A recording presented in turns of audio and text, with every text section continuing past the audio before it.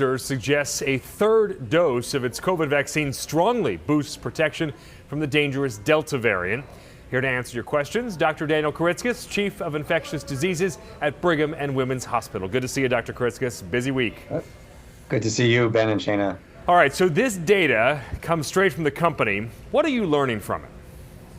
Well, we know from this study and from other studies that have been done that giving additional immunizations with these vaccines can boost antibody levels. The question is not so much can you get the antibody levels higher, but does it offer better protection? And it could be that simply exposure to COVID-19 among vaccinated people would also lead to a boosting effect. So I think it's a little early still to say that boosting is needed. The Advisory Committee on Immunization Practices said they want to see evidence that vaccines are beginning to fail over time, not just that antibody levels are declining, and they haven't yet made a recommendation for boosting. All right, so does this mean that the standard 2-dose vaccine is not effective against the Delta variant?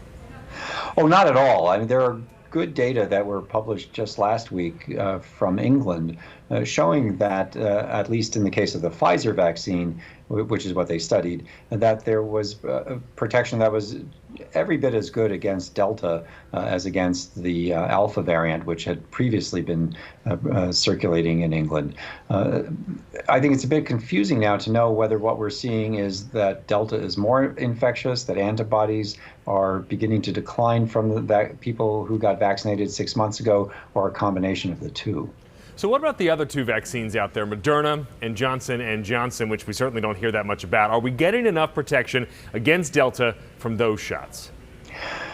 The Moderna and the Pfizer vaccines are so similar that I would expect that everything we know about the Pfizer vaccine is also true about the Moderna vaccine. In the case of the J&J vaccine, we know that it is just as effective at preventing severe disease as the Moderna and Pfizer vaccines, but because so many fewer people have received the J&J vaccine, there just isn't as much information yet about its protection against Delta. The antibody titers are lower against Delta with the J&J vaccine than for the Pfizer and Moderna vaccines, but again, how that translates into protection is information we're still collecting. And Dr. Koritzkis, we know unvaccinated people are very vulnerable to this variant right now, but fully vaccinated people are worried too about breakthrough infections and possibly spreading the virus to others. What do you want them to know?